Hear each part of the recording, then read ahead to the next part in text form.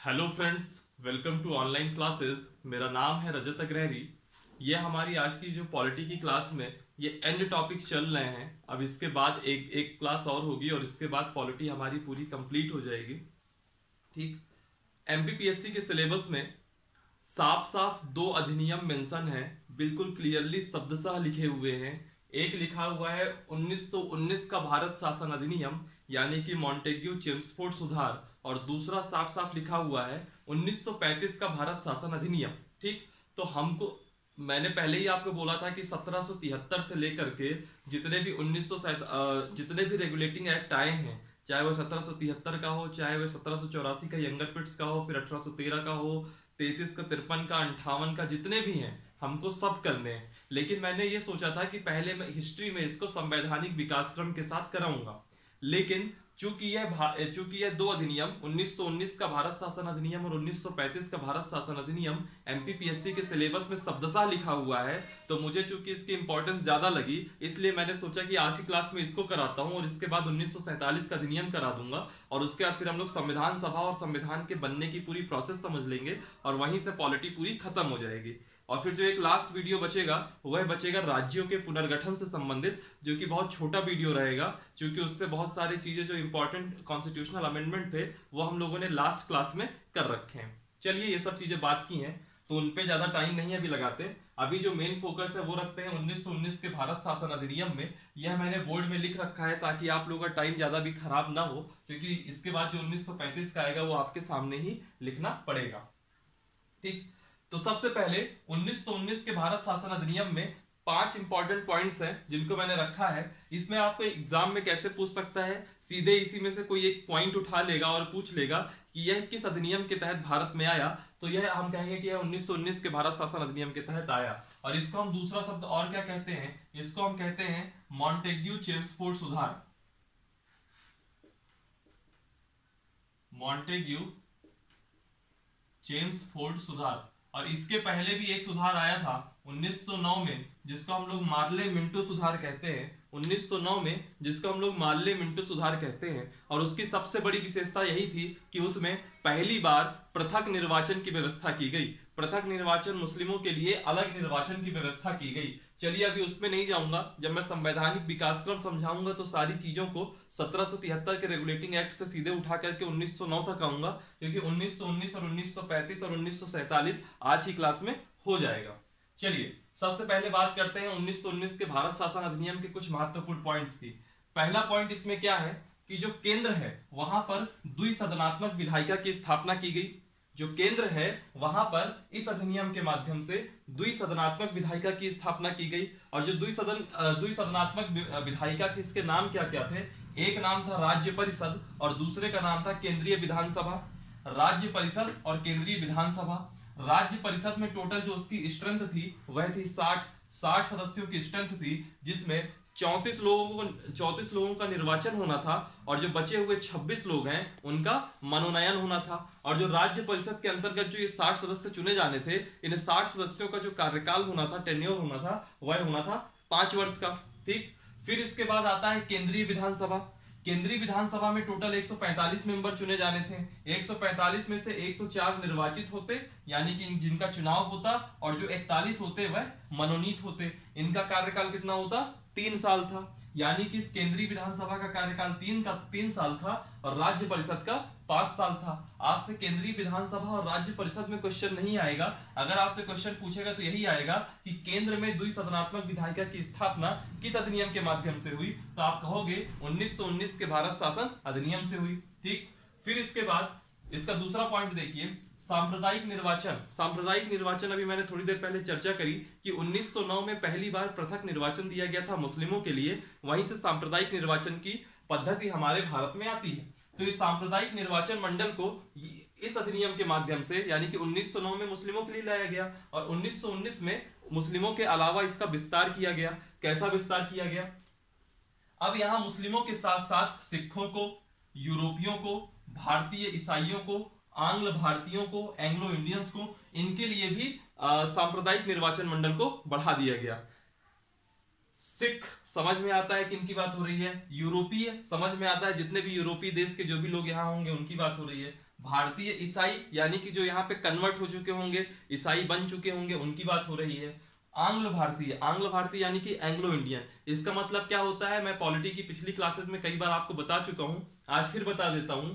अगर माता, किसी भी व्यक्ति की जो माता है वह भारतीय हो और जो पिता है वह यूरोपीय हो, यूरोपीय का मतलब फिर चाहे किसी भी देश के हो, यूरोप में फ्रांस के हो, इंग्लैंड के हो, किसी भी ब्रिटेन के हो, सॉरी किसी भी देश के हो, ठीक है, फ्रांस के हो, ब्रिटेन के हो, पुर्तगीज हो, किसी भी देश के होंगे, तो वह क्या कहलाएगा, आंग्ल भारतीय, एंग्लो इंडियन कहलाएगा। ठीक है, ये 2 पॉइंट हो गया। तीसरा पॉइंट देखिए, जो प्रांत थे, प्रांतों में द्वैध शासन प्रणाली का प्रवर्तन है। ठीक, चौथा प्रणाली देखिए, प्रांतीय विषयों को 2 उपवर्गों में विभाजित किया गया। जैसे अलग अलग विषय होते हैं, जैसे मान लीजिए कृषि एक विषय हो गया, कृषि एक विषय हो गया, एक विषय संचार हो गया, ऐसे करके मतलब दुनिया भर के विषय हैं जिनके आधार पर शासन चलाया जाना है। तो उन विषयों को 2 उपवर्गों में विभाजित कर दिया गया। पहला उपवर्ग था आरक्षित और दूसरा उपवर्ग था हस्तांतरित। पहला था आरक्षित वर्ग और दूसरा था हस्तांतरित वर्ग। आरक्षित वर्ग का प्रशासन कैसे होता है, तो आरक्षित वर्ग का जो प्रशासन होना था उसका प्रशासन गवर्नर अपनी कार्यकारी परिषद के माध्यम से करेगा। जो आरक्षित का मतलब क्या होता है, जो बड़े बड़े मुद्दे थे, जैसे रक्षा का मुद्दा हो गया, संचार का मुद्दा हो गया, है ना, जैसे वित्त का मुद्दा हो गया, कि जो बड़े बड़े मुद्दे होते हैं इसको गवर्नर करता अपनी कार्यकारी परिषद के माध्यम से। ठीक है, फिर जो हस्तांतरित मुद्दे होते, हस्तांतरित जो विषय होते, उसको कौन करेगा, प्रांतीय विधानमंडल के, जो प्रांत में जो विधानमंडल थी, प्रांतीय विधानमंडल के प्रति उत्तरदायी भारतीय मंत्रियों के द्वारा, यानी कि जो व्यक्ति चुने गए थे उनमें से कुछ मंत्री के बराबर हैसियत दी जाती, उनको जो है हस्तांतरित विषय पे कार्य करने का अधिकार था, और जो आरक्षित विषय थे उनपे जो गवर्नर की कार्यकारी परिषद है वह कार्य करेगी। ठीक है, और याद रखिएगा 1858 के बाद से, 1858 के बाद से कोई गवर्नर जनरल वगैरह नाम नहीं था, बल्कि गवर्नर जनरल के नाम की जगह क्या यूज होता था उनके लिए, वायसराय नाम यूज होता था। ठीक है, और लॉर्ड कैनिंग पहले वायसराय थे और अंतिम वायसराय लॉर्ड माउंटबेटन थे। चलिए ये सब चीजें जब हिस्ट्री देखेंगे तब देख लेंगे अभी। ठीक है, तो यहाँ प्रशासन गवर्नर की जगह आप वायसराय भी लिख सकते हैं। और इसी 1919 का एक इंपॉर्टेंट स्टेटमेंट यह था कि जो भारत है उसमें एक लोक सेवा आयोग का गठन होगा, भारत के अंदर एक लोक सेवा आयोग का गठन होगा। तो यह 5 इंपॉर्टेंट पॉइंट्स है 1919 के भारत शासन अधिनियम में, इसका आप लोग स्क्रीनशॉट ले लीजिएगा, इनसे रिलेटेड कोई सा भी स्टेटमेंट आपसे पूछ सकता है। ठीक, अब इसके बाद हम लोग आते हैं 1919 की जगह 1935 का भारत शासन अधिनियम देखेंगे। 1919 की जगह 1935 का भारत शासन अधिनियम देखेंगे। इसमें आपके थोड़े पॉइंट ज्यादा हो जाएंगे, 5 से ज्यादा हो जाएंगे, लगभग 10 हो जाएंगे। और 1935 का भारत शासन अधिनियम इस वजह से भी महत्वपूर्ण है कि जो संविधान हम आज देख रहे हैं, या जो संविधान 26 जनवरी 1950 को भारत देश में लागू होता है, उसमें इस 1935 के भारत शासन अधिनियम की लगभग 2 तिहाई चीजों को शामिल किया गया है। ठीक, तो इसके लिए ज्यादा इंपॉर्टेंट हो जाता है।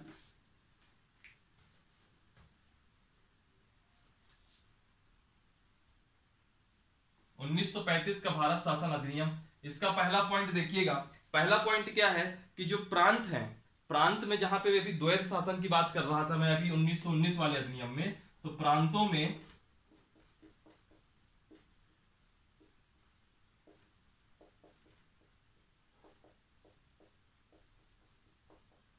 जिन प्रांतों में, अभी मैं द्वैध शासन की बात 1919 वाले अधिनियम में कर रहा था, तो 1935 में उन प्रांतों में द्वैध शासन की व्यवस्था या द्वैध शासन समाप्त कर एक स्वतंत्र और स्वशासित संवैधानिक आधार प्रदान किया गया। एक स्वतंत्र तथा स्वशासी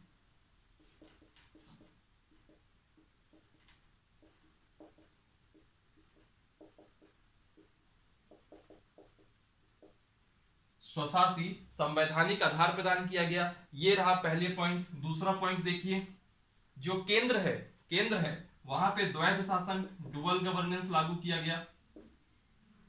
केंद्र में द्वैध शासन लागू किया गया, ये दूसरा पॉइंट देखिए। ठीक, तीसरा पॉइंट देखिए, जो केंद्र के प्रशासनिक विषय थे, जैसे अभी मैंने पहले भी देखा कि जो प्रशासनिक विषय थे प्रांत के, वह दो उपवर्ग में बांट दिए गए थे, एक आरक्षित एक स्थानांतरित। ठीक ऐसे यहां पर भी होगा कि केंद्र के जो प्रशासनिक विषय हैं दो उपवर्गों में बटेंगे। केंद्र के प्रशासनिक विषय कि किन किन विषयों में किस तरह एडमिनिस्ट्रेशन होना है, प्रशासनिक विषय दो उपवर्गों में यहां पर भी बटेंगे, दो उपवर्गों में। एक उपवर्ग क्या हो जाएगा, आरक्षित, जैसा पहले वाले में था 1919 वाले में था, और दूसरे में क्या हो जाएगा, हस्तांतरित। और स्पष्ट है कि आरक्षित में कौन काम करेगा, जो वायसराय है उसकी प्रशासन, वायसराय की जो परिषद है वो काम करेगी। और हस्तांतरित में कौन काम करेगा, जो इसमें केंद्र वगैरह में जो मंत्री बन के गए होंगे, मंत्री के रूप में बैठे होंगे, वह हस्तांतरित विषयों पे काम करेंगे। तो आरक्षित का जो प्रशासन होगा, अब चूंकि 1935 के बाद की बात है, 1858 के बाद की बात है, तो मैं यहां वायसराय लिख देता हूं। आरक्षित जो आरक्षित मामले होंगे उनका प्रशासन कौन करेगा, वायसराय करेगा। और जो हस्तांतरित होंगे, हस्तांतरित मामले होंगे, उनको कौन करेगा, जो भी लोकप्रिय मंत्री होंगे, यानी कि जिनको मंत्री बनाया गया होगा, लोकप्रिय मंत्री द्वारा या जिम्मेदार मंत्री द्वारा, जो भी जैसा आपको लिखना चाहे। कहने का मतलब यह है कि आरक्षित विषयों पे जो काम होगा, जिसकी पकड़ होगी, जैसे संचार हो गया, रक्षा हो गया, जो बड़े बड़े मामले हो गए, विदेश मामले हो गए, उन सब में वायसराय की पकड़ चलेगी। और बाकी सब जो हस्तांतरित मामले हैं उसमें लोकप्रिय मंत्री करेंगे। ठीक है। और अब होता क्या है, इसमें जो द्वैध शासन हुआ, द्वैध शासन यानी कि एक केंद्र में बैठा होगा, एक राज्य में बैठा होगा, तो केंद्र और राज्य के बीच में शक्तियों का विभाजन किया गया। केंद्र व राज्य के बीच में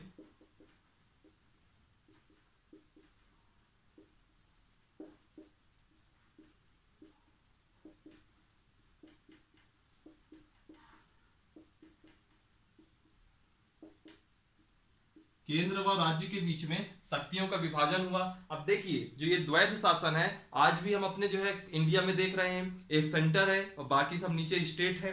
फिर शक्तियों का विभाजन, यह भी हम लोग देखते हैं। जब केंद्र राज्य संबंध पढ़े थे, वहां मैंने आपको बहुत अच्छे से बताया था कि कुछ विषय ऐसे हैं जिनपे केंद्र कानून बनाता है, कुछ विषय ऐसे हैं जिनमें राज्य कानून बनाता है, कुछ विषय ऐसे हैं जो समवर्ती सूची में आते हैं जिनमें केंद्र और राज्य दोनों कानून बनाते हैं। और इन सब के अलावा अगर कोई विषय ऐसा है जो उसमें नहीं लिखा है, तो वह सब आर्टिकल 248 के तहत वह अवशिष्ट शक्तियों के रूप में केंद्र के पास होंगे। सिमिलर यहाँ पे भी लिखा हुआ है। दरअसल ये पूरा कॉन्सेप्ट लिया ही इस अधिनियम से गया है। देखिएगा, केंद्र और राज्य के मध्य शक्तियों का विभाजन होगा और 3 सूची कॉन्सेप्ट में आएगी। इसके बारे में आप लोग जानते हैं, केंद्र की सूची, राज्य की सूची और समवर्ती सूची।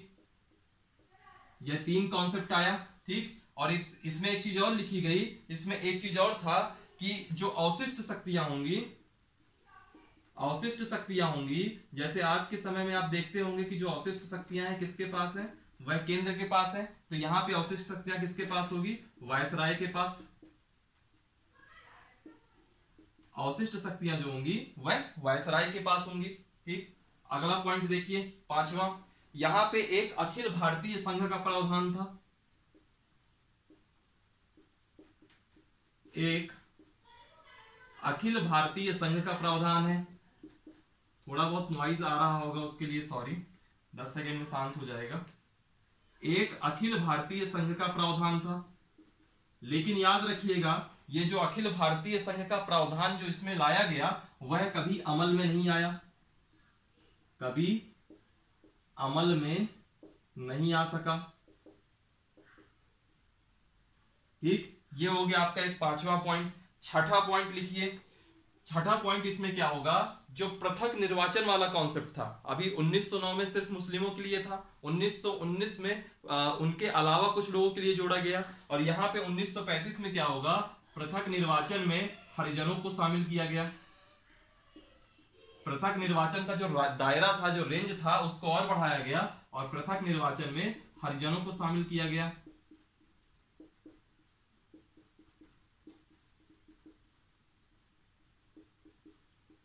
ठीक। ये आपका 6ठा पॉइंट हो गया। ठीक। चलिए अभी इतना ही रहते हैं। 4 पॉइंट अभी इसमें और होंगे, 9-10 पॉइंट है, अभी 4 पॉइंट में अभी और कराता हूं। इसको देख लीजिए, इसका स्क्रीनशॉट ले लीजिएगा। प्रांतों में द्वैध शासन समाप्त कर एक स्वतंत्र और स्वशासी संवैधानिक आधार प्रदान किया गया। केंद्र में द्वैत शासन लागू किया गया। केंद्र के प्रशासनिक विषय दो उपवर्ग में बांटे गए, एक आरक्षित एक हस्तांतरित। जो आरक्षित होगा वह वायसराय के अंडर कंट्रोल में रहेगा और जो हस्तांतरित मुद्दे होंगे वह सब मंत्रियों के हाथ में रहेंगे। केंद्र और राज्य के मध्य में शक्तियों का विभाजन हुआ। 3 सूची बनाई गई, केंद्र सूची, राज्य सूची, समवर्ती सूची। केंद्र सूची ये सूचियां हो गई, और जो विषय इन सूचियों में नहीं थे वह अवशिष्ट शक्तियों के रूप में किसके पास चले गए, गवर्नर जनरल कहिए या फिर उस समय वायसराय कहिए, ठीक है, क्योंकि 1935 की बात है। फिर एक अखिल भारतीय संघ का प्रावधान आया जो कि कभी अमल में नहीं आ सका, ठीक है। इसी अधिनियम में लिखा था 1935 वाले में, पृथक निर्वाचन में हरिजनों को शामिल करना, यानी कि जो पृथक निर्वाचन का दायरा था, जो उसकी व्यवस्था थी, उसको और बढ़ा दिया गया। 1909 में सिर्फ मुस्लिमों के लिए था, 1919 में मुस्लिमों के अलावा सिखों के लिए जोड़ा गया, सिखों के अलावा उसमें यूरोपियों के लिए जोड़ा गया, भारतीय ईसाइयों के लिए जोड़ा गया, आंग्ल भारतीयों के लिए जोड़ा गया। उसको और बढ़ाते हुए 1935 में हरिजनों के लिए जोड़ दिया गया, ठीक, जिसका आप लोग स्क्रीनशॉट ले लिए होंगे। हम लोगों ने यहाँ पे अभी 6 पॉइंट देखा, फिर 7वां पॉइंट देखिए। इस अधिनियम के माध्यम से जो म्यांमार की आज की डेट में राजधानी है बर्मा, उस बर्मा को भारत से अलग कर दिया गया। 7वां पॉइंट देखिए, बर्मा को भारत से अलग कर दिया गया। ये बहुत इंपॉर्टेंट है। ऐसे छोटे छोटे जो स्टेटमेंट होते हैं ना, यही सब सारा क्वेश्चन बनते हैं। अब यही आ जाएगा कि बर्मा को भारत से किस अधिनियम के माध्यम से हटाया गया, तो भारत शासन अधिनियम 1935 के माध्यम से बर्मा को भारत से अलग कर दिया गया, ठीक। 7वां पॉइंट हो गया। अब आइए आप लोग 8वें पॉइंट में, नेक्स्ट पॉइंट में। नेक्स्ट कहता है कि जो भारत सरकार के अधिकार थे उन पे कटौती की गई।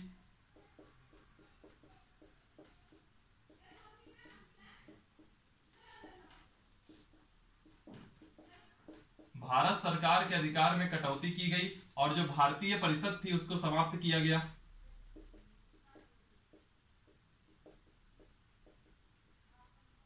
ठीक, एक पॉइंट ये हो गया। एक 9वां पॉइंट देखिए, 9वां पॉइंट है एक संघीय न्यायालय की स्थापना की गई। एक संघीय न्यायालय की स्थापना की गई, और याद रखिएगा यही संघीय न्यायालय आज की डेट में सुप्रीम कोर्ट यानी कि सर्वोच्च न्यायालय है। एक संघीय न्यायालय की स्थापना इसी अधिनियम के माध्यम से की गई, तथा RBI reserve bank of India की स्थापना की गई। आरबीआई कभी भी आप पढ़ेंगे जब इकोनॉमिक्स में, जब बैंकिंग सिस्टम देखेंगे तो वहां जब आरबीआई पढ़ेंगे तो वहां साफ साफ लिखा रहेगा आरबीआई अधिनियम 1935, है ना। तो वह ये 1935 में ही आया था और 1935 के भारतीय शासन अधिनियम के माध्यम से इसको लाया गया था। और इसकी एक विशेषता और देख लीजिए इस अधिनियम की, कि जो इस अधिनियम का अधिकांश भाग था, मैंने इसको पहले भी बताया था, लिख के बता रहा हूं इस समय, इसका जो अधिकांश भाग है लगभग 2/3, लगभग 2/3 भाग इस पूरे अधिनियम का आगे चल करके कहां रखा गया, हमारे भारत के संविधान में। आगे चलकर संविधान में रखा गया। तो ऐसे करके ये आपके भारत शासन अधिनियम के कुछ पॉइंट बने कि जो बर्मा है उसको भारत से अलग किया गया, भारत सरकार के अधिकारों में कटौती की गई और भारतीय परिषद समाप्त की गई, एक संघीय न्यायालय और आरबीआई की स्थापना की गई, और यही संघीय न्यायालय आगे चल करके सुप्रीम कोर्ट बनता है, ठीक है। और फिर जो इसका अधिकांश भाग है लगभग 2/3 भाग इस अधिनियम का आगे चल के संविधान में रखा गया।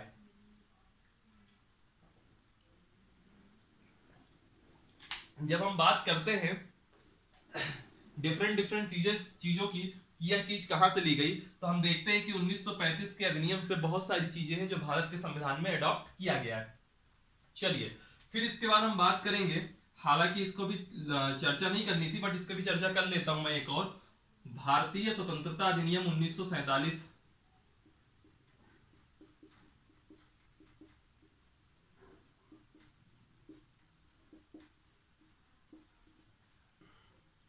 भारतीय स्वतंत्रता अधिनियम 1947, और इसके माध्यम से क्या हुआ, इसके माध्यम से यह कहा गया कि जो भी हमारा भारत है इसमें जो है 2 राज्य बनेंगे, एक बनेगा पाकिस्तान, एक पाकिस्तान डोमिनियन बनेगा और एक भारत डोमिनियन बनेगा, यानी कि आपका कुल मिला के भारत का आपने विभाजन देख लिया। और इस समय हमारे वायसराय कौन थे? लॉर्ड माउंटबेटन थे। लॉर्ड माउंटबेटन इस समय वायसराय थे।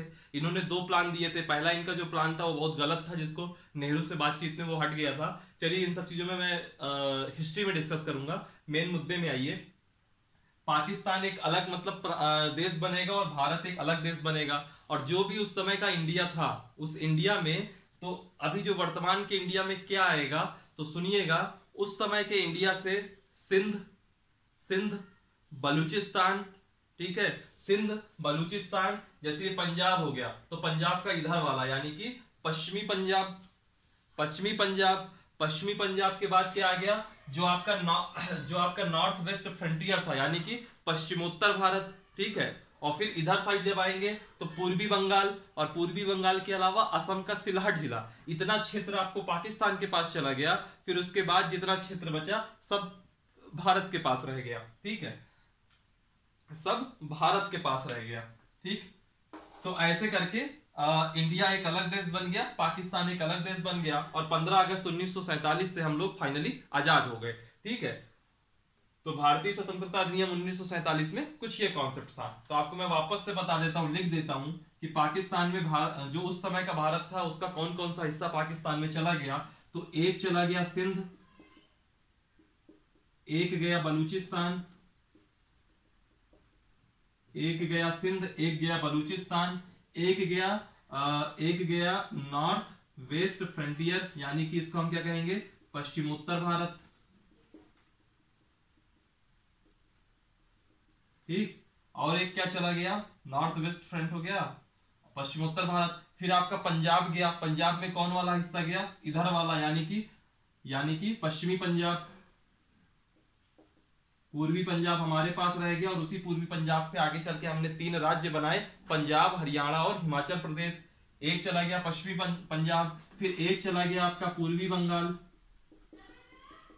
बंगाल, और फिर एक और चला गया आपका असम का सिलहट जिला। इतना एरिया जो है पाकिस्तान में चला गया, और इसके अलावा जितना बचा सब भारत में आ गया, ठीक है। तो यह कॉन्सेप्ट था आपका भारतीय स्वतंत्रता अधिनियम 1947 का। अब सवाल उठता है कि जो आज की डेट में हमारा संविधान बना, वो कैसे कंप्लीट हुआ, यानी कि संविधान बनने का हम क्रम देखें। उसके पहले हम लोग बात करेंगे एक कॉन्सेप्ट की, कैबिनेट मिशन। 1946 में एक कैबिनेट मिशन आया था, ठीक है। दरअसल क्या होता है, इसमें सब मिक्सअप हो जाता है, क्योंकि इसमें ये सारे टॉपिक जो है ना हिस्ट्री में पढ़ाने में ज्यादा सही रहता है। क्योंकि जब आप लोग हिस्ट्री में पढ़ते हो तो ये सारे अब जैसे मैंने आपको पश्चिमोत्तर भारत वगैरह किया, तो पश्चिमोत्तर भारत वगैरह अभी आपको इस क्लास में ज्यादा समझ में नहीं आएगा, लेकिन जब आप हिस्ट्री में देखोगे, इसको बार बार इसकी चर्चा करोगे, पूरे मैप में अच्छे से देखोगे, तो उसके बाद आपको ज्यादा अच्छे से वो समझ में आएगा। तो यही चीजें होती हैं। अब जैसे पूर्वी बंगाल, पश्चिमी बंगाल, अब आपको बहुत टाइम लगेगा पूर्वी बंगाल और पश्चिमी बंगाल को समझने में, लेकिन अगर आपने हिस्ट्री में 1905 का बंगाल विभाजन लॉर्ड कर्जन के समय का देख लिया होता तो ये पूर्वी बंगाल बहुत आसानी से समझ में आता कि क्यों चला गया होगा, ठीक है। चलिए ये सब छोड़िए अभी। फिर इसके बाद हम यह देखेंगे कैबिनेट मिशन। 1946 में हमारे देश में कैबिनेट मिशन आता है, ठीक। कैबिनेट मिशन की क्या क्या अनुशंसाएं थी, कैबिनेट मिशन में कौन से वो 3 लोग आए थे, पैथिक, लॉरेंस, क्रिप्स, अलेक्जेंडर, इन सब की हम बातें नहीं करेंगे, इन सब के नामों को अभी छोड़िए, सब हिस्ट्री में देखा जाएगा। लेकिन कैबिनेट मिशन आया हमारे देश में 1946 में। इसने क्या किया, हमारा जो भारत था उसको 3 हिस्सों में, उसने अलग अलग 3 हिस्से मतलब 3 भागों में रखा उसने। एक A part, B part, C part, जहां हिंदू बहुसंख्यक है, जहां मुस्लिम बहुसंख्यक है, ये सब काम किया। इस सब में अभी हमको नहीं जाना।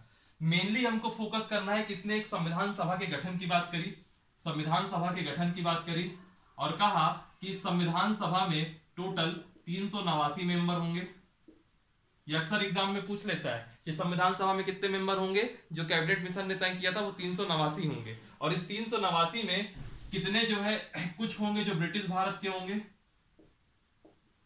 अब आपको यही समझ में नहीं आ रहा होगा कि भारत तो सुने थे, ब्रिटिश भारत क्या होती है। दरअसल जिन क्षेत्रों में, भारत के जिन क्षेत्रों में अंग्रेजों का कब्जा था, जहां अंग्रेजों का प्रशासन चलता था, उसको ब्रिटिश भारत कहते थे। और जहां रियासतें थी, विशुद्ध रियासत थी, जैसे जूनागढ़ की हो गई, हैदराबाद की हो गई, भोपाल की हो गई, कश्मीर की, जम्मू कश्मीर की हो गई, है ना, ऐसे करके 542 के ऊपर रियासतें थी।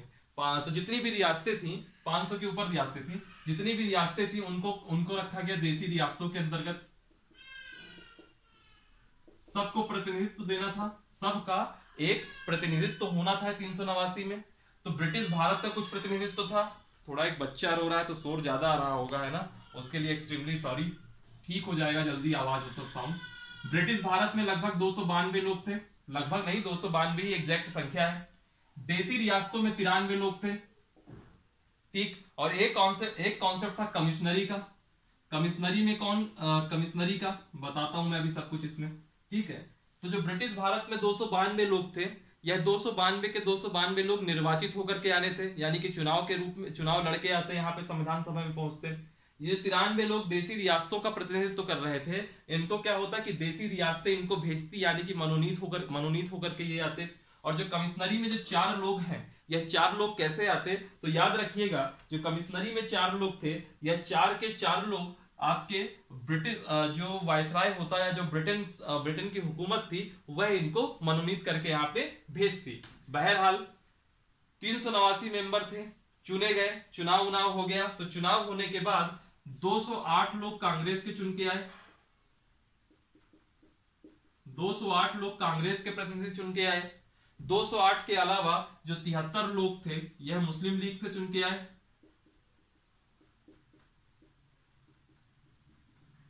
73 और 8 कितना हो गया,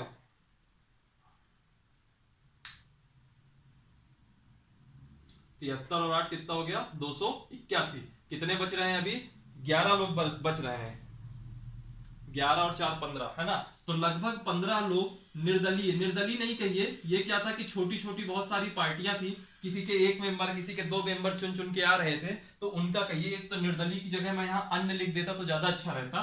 बहरहाल ऐसी कुछ स्थिति थी, ऐसे जो है चुन करके यहाँ लोग पहुंचते हैं संविधान सभा में।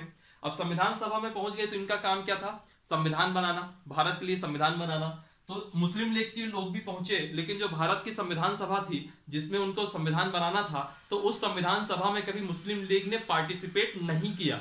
याद रखिएगा, मुस्लिम लीग ने कभी पार्टिसिपेट नहीं किया। और जो संविधान सभा थी, इस संविधान सभा में कभी महात्मा गांधी नहीं गए, और कभी मोहम्मद अली जिन्ना नहीं गए, यानी कि ना मोहम्मद अली जिन्ना यहाँ पहुंचे, ना ही महात्मा गांधी पहुंचे। ये अक्सर याद रखिएगा, स्टेटमेंट में क्वेश्चन आ जाता है कि संविधान सभा का मेंबर निम्न में से कौन से नहीं थे।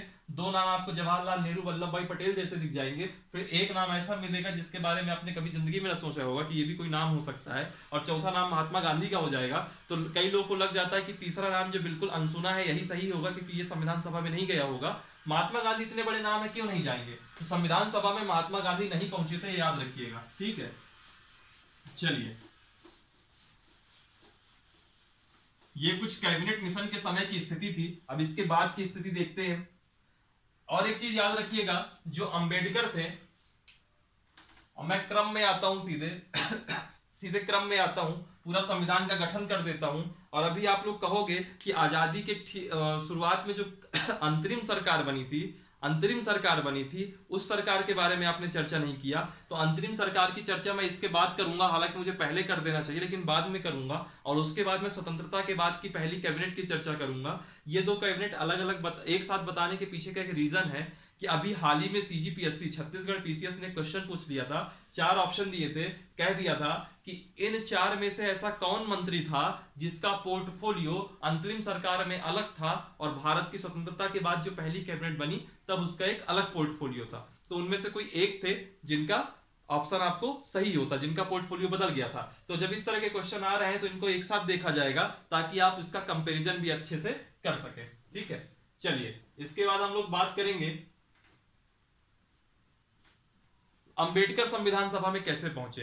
अंबेडकर संविधान सभा में बंगाल से पहुंचे थे। याद रखिएगा, अंबेडकर जो है संविधान सभा में बंगाल से पहुंचे थे। लेकिन बाद में क्या हुआ, जब भारत का विभाजन हो गया तो जिस हिस्से से वो आ रहे थे वह हिस्सा पाकिस्तान में चला गया, तो बंटवारे की वजह से यह दोबारा बंबई से चुन के आते हैं, ठीक है। तो याद रखिएगा, छोटे छोटे, अब मैं केवल फैक्ट लिखवाऊंगा आपको, और इन्हीं फैक्ट से क्वेश्चन बनते हैं। अंबेडकर बंगाल से चुने गए, बंटवारे के कारण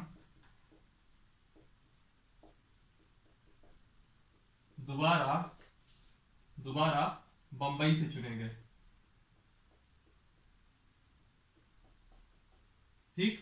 ये पहले बंटवारे से पहले बंगाल से चुने गए थे, बंटवारे के बाद ये बंबई से चुने गए। ठीक है, और एक याद रखिएगा कि मोहम्मद अली जिन्ना और महात्मा गांधी कभी भी संविधान सभा के मेंबर नहीं बने।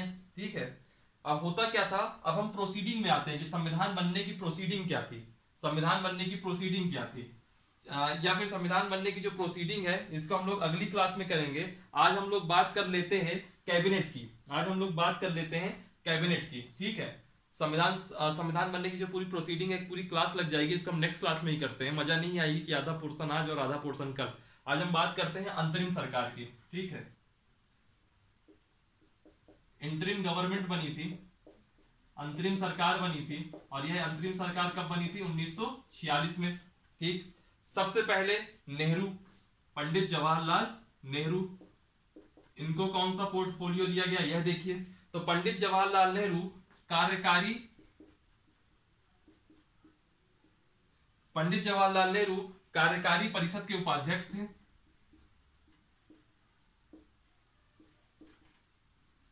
अभी ये इंटरिम गवर्नमेंट है तो यहां प्रधानमंत्री मैं नहीं लिख सकता, कार्यकारी परिषद के उपाध्यक्ष थे। विदेश विभाग यानी कि विदेश मंत्री एक प्रकार से आप कह सकते हैं। विदेश विभाग के अलावा राष्ट्रमंडल, राष्ट्रमंडल संबंधी मामलों के जो प्रमुख थे वह सब नेहरू जी देखते थे, यानी कि विदेश मामले, कार्यकारी परिषद के उपाध्यक्ष और राष्ट्रमंडल संबंधी मामले। दरअसल राष्ट्रमंडल क्या था, एक कॉन्सेप्ट था कॉमनवेल्थ का, जिसमें जितने भी ब्रिटेन के उपनिवेश देश होते थे वह सब के सब राष्ट्रमंडल देशों की, राष्ट्रमंडल की सदस्यता ले लेते थे। ये हो गया पंडित जवाहरलाल नेहरू, पहली चीज। दूसरा, सरदार वल्लभ भाई पटेल,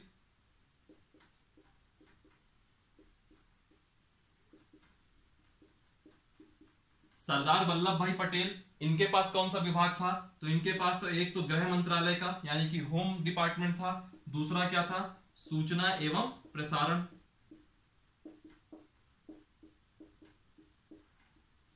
सूचना एवं प्रसारण, यह दो मंत्रालय इनके पास था। फिर तीसरा था सरदार बलदेव सिंह,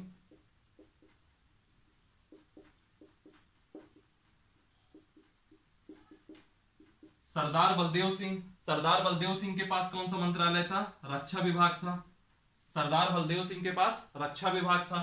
फिर इसके बाद आते थे चौथा, डॉक्टर जॉन मिथाई, डॉक्टर जॉन के पास कौन सा मंत्रालय था, उद्योग एवं आपूर्ति। ये सब चीजें आप अपने हाथ से अगर लिखते जाएंगे ना, अपने हाथ से अपनी कॉपी में लिखेंगे तो हमेशा के लिए याद हो जाएगा। ये डॉक्टर जॉन उद्योग एवं आपूर्ति मंत्रालय था। फिर इसके बाद आते हैं सी राजगोपालचारी,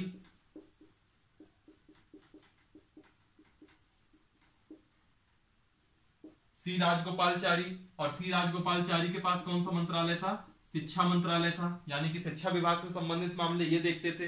फिर इसके बाद आते थे सी एच भाभा,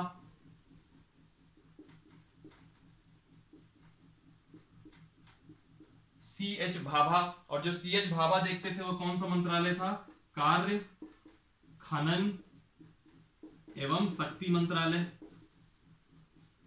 ठीक, यह कुछ मंत्रालय लिखे हुए हैं, कार्य, खनन एवं शक्ति मंत्रालय सी एच भाभा का हो गया। फिर सातवां था राजेंद्र प्रसाद, डॉक्टर राजेंद्र प्रसाद, और डॉक्टर राजेंद्र प्रसाद किस विभाग में गए, यह गए खाद्य एवं कृषि विभाग में, खाद्य एवं कृषि। ठीक है, तो यह कुछ मंत्रालय है, रिपीट करता हूं, जवाहरलाल नेहरू कार्यकारी परिषद के उपाध्यक्ष, विदेश विभाग, राष्ट्रमंडल संबंधी मामले, वल्लभ भाई पटेल गृह, सूचना एवं प्रसारण, सरदार बलदेव सिंह रक्षा, डॉक्टर जॉन मथाई पूरा नाम है इनका, उद्योग एवं आपूर्ति, सी राजगोपालचारी शिक्षा, सी एच भाभा कार्य, खनन एवं शक्ति। ठीक, और लास्ट है आपका राजेंद्र प्रसाद खाद्य एवं कृषि। इसका आप लोग स्क्रीनशॉट ले लिए होंगे, अगर मिस हो गया हो तो 10 सेकंड वीडियो रिवाइंड कीजिएगा और इसका स्क्रीनशॉट ले लीजिएगा। अब नंबर मुझको याद नहीं है, शायद 7 हो गए थे, दिख नहीं रहा मेरे को, शायद 7 नंबर तक हो गया था, आगे देखते हैं। फिर आया गया आपका 8वां नंबर आसफ अली,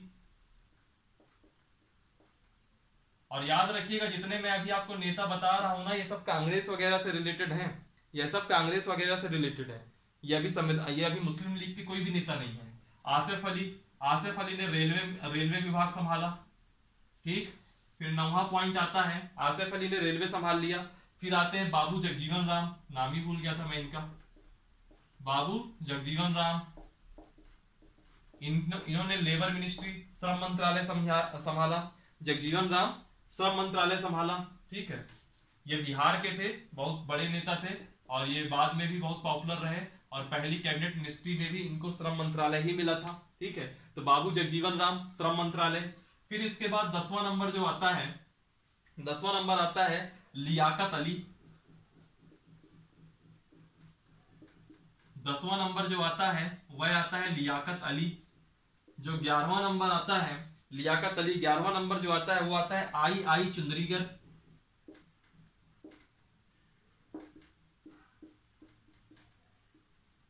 लियाकत अली, आई चुंदरीगर। फिर आता है अब्दुल रब निस्तर। ये सब मंत्रियों के नाम है, इनका विभाग अभी बता रहा हूं, अलग से क्यों लिखा रहा हूं, विभाग इनके अभी क्यों नहीं बता रहा, अभी बताता हूं आपको। अब्दुल रब निस्तर, ठीक।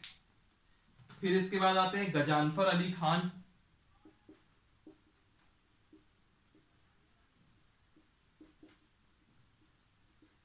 गजानफर अली खान। फिर इसके बाद आते हैं जोगेंद्र नाथ मंडल।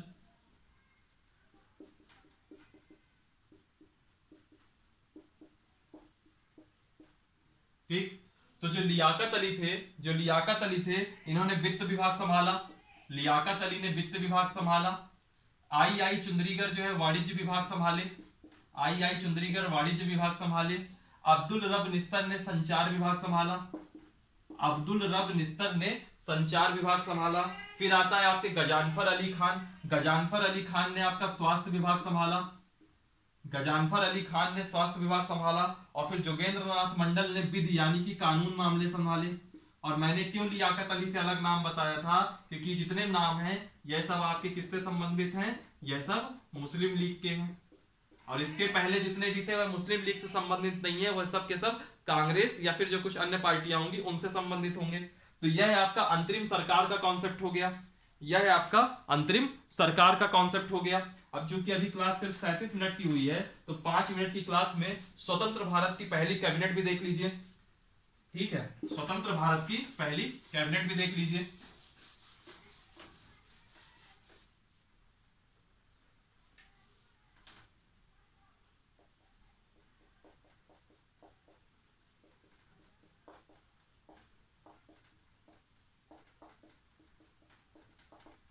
इन दोनों को एक साथ कराने के पीछे मेरा उद्देश्य सिर्फ इतना है कि अगर आप इनको एक साथ कर लेंगे तो एक साथ करने से जो भी आपका कभी भी इस पे इससे रिलेटेड जो ये कंपैरिजन वाले क्वेश्चन बनते हैं ना, ये आपके बड़े आराम से हो जाएंगे। जैसे सबसे पहला नाम आपको पता ही है, सबसे पहला नाम किसका आएगा, पंडित जवाहरलाल नेहरू जी। ये क्या थे, ये देश के पहले प्रधानमंत्री थे, तो प्राइम मिनिस्टर प्रधानमंत्री हो गए। प्रधानमंत्री के अलावा विदेश मंत्रालय, ये सब उनका सेम पिछली बार का रिपीट हो रहा है, विदेश मंत्रालय। फिर राष्ट्रमंडल संबंधी, राष्ट्रमंडल संबंधी। और याद रखिएगा जो वैज्ञानिक अनुसंधान मंत्रालय करके एक बनाया गया, वैज्ञानिक अनुसंधान मंत्रालय, उसको भी इन्होंने जवाहरलाल नेहरू जी ने ही संभाला, ठीक। फिर दूसरा आता है सरदार वल्लभ भाई पटेल। सरदार पटेल, इन्होंने गृह मंत्रालय संभाला एवं सूचना एवं प्रसारण मंत्रालय संभाला।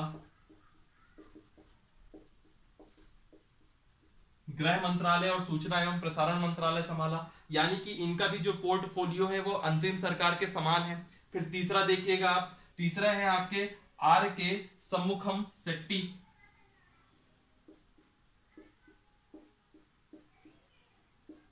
आर के सम्मुखम शेट्टी, इन्होंने क्या संभाला, इन्होंने वित्त मामला संभाला। और पहले वित्त मंत्री कौन थे, लियाकत अली थे अंतरिम सरकार में, जो कि मुस्लिम लीग से थे। और अब कौन है, आर के सम्मुखम शेट्टी। और फिर चौथे हैं आपके डॉक्टर अंबेडकर, बहुत फेमस नाम, डॉक्टर भीमराव अंबेडकर। और अंबेडकर साहब ने कौन सा मंत्रालय संभाला, विधि मंत्रालय यानी कि कानून मंत्रालय, ठीक। अंबेडकर के बाद आते हैं आपके सरदार बलदेव सिंह। इन्होंने पहले भी रक्षा मामला संभाला था और यहाँ पर भी रक्षा के मामला ही संभाल रहे हैं। सरदार बलदेव सिंह पहले भी रक्षा मंत्री थे, अभी भी रक्षा मंत्री हैं। फिर इसके बाद आते हैं doctor John Mathai. Doctor John Mathai ने संभाला था आपका रेलवे। इसके पहले इन्होंने उद्योग वगैरह में थे। अब डॉक्टर जॉन मथाई किस में आ गए? रेलवे और परिवहन।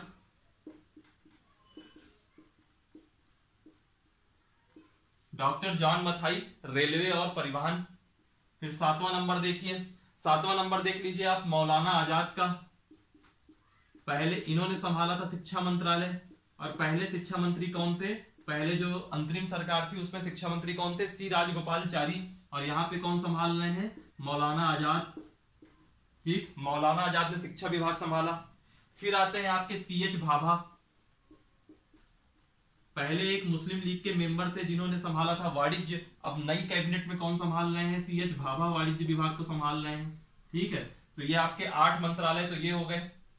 जवाहरलाल नेहरू PM विदेश मंत्रालय, राष्ट्रमंडल संबंधी मामले, वैज्ञानिक अनुसंधान मंत्रालय। सरदार पटेल गृह सूचना एवं प्रसारण। RK शंमुखम शेट्टी वित्त विभाग। डॉक्टर अंबेडकर विधि यानी कि कानून। सरदार बलदेव सिंह रक्षा।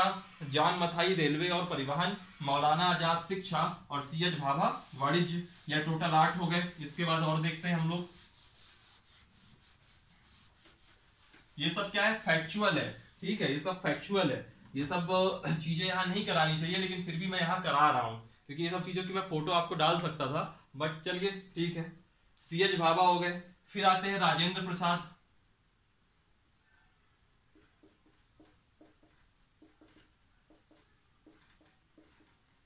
डॉक्टर राजेंद्र प्रसाद यह खाद्य एवं कृषि विभाग के मंत्री बने। ये स्वतंत्र भारत की पहली कैबिनेट है। ठीक है, बाद में यही राजेंद्र प्रसाद क्या बन जाएंगे? आपके पहले राष्ट्रपति बन जाएंगे। फिर आएंगे आपके श्यामा प्रसाद मुखर्जी, जिन्होंने बाद में जनसंघ बनाया, जो कि आज की डेट में भारतीय जनता पार्टी की पेरेंट पार्टी कहिए आप। ठीक है, श्यामा प्रसाद मुखर्जी, इनको उद्योग एवं आपूर्ति विभाग दिया गया। उद्योग एवं आपूर्ति विभाग दिया गया। और यह विभाग पहले किसके पास था? डॉक्टर जॉन मथाई के पास था। और जॉन मथाई को क्या दे दिया गया? रेलवे और परिवहन दे दिया गया। 10 हो गया। 11वां बाबू जगजीवन राम, इनके पास पहले भी श्रम विभाग था, अभी भी श्रम विभाग है।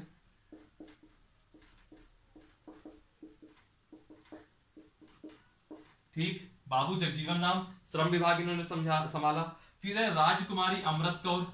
ये बहुत इंपॉर्टेंट है, अक्सर इससे क्वेश्चन पूछता है, क्योंकि यह फीमेल भी है इसकी वजह से और पूछ लेता है। राजकुमारी अमृत कौर, और इन्होंने कौन सा मंत्रालय संभाला? स्वास्थ्य मंत्रालय, स्वास्थ्य विभाग संभाला इन्होंने।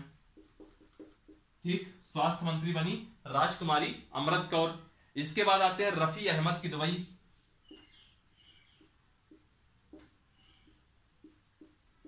रफी अहमद किदवई ने कौन सा विभाग संभाला? इन्होंने संभाला संचार विभाग। राजकुमारी अमृत कौर, रफी अहमद किदवई, हाँ रफी अहमद किदवई, इन्होंने संभाला संचार विभाग। फिर इसके बाद आते हैं नहर विष्णु गाडगिल।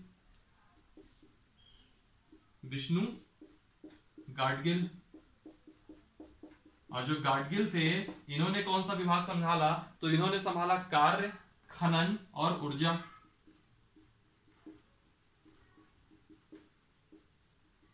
कार्य, खनन और ऊर्जा। और इसके जो लास्ट थे वह थे केसी नियोगी। इन्होंने बहुत इंपॉर्टेंट मंत्रालय संभाला था।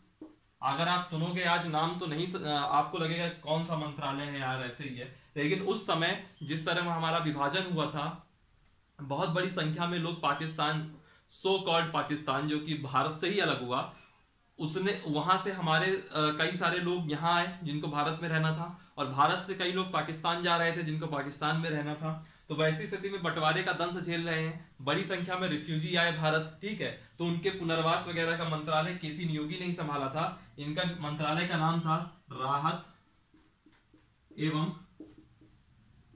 पुनर्वास मंत्रालय।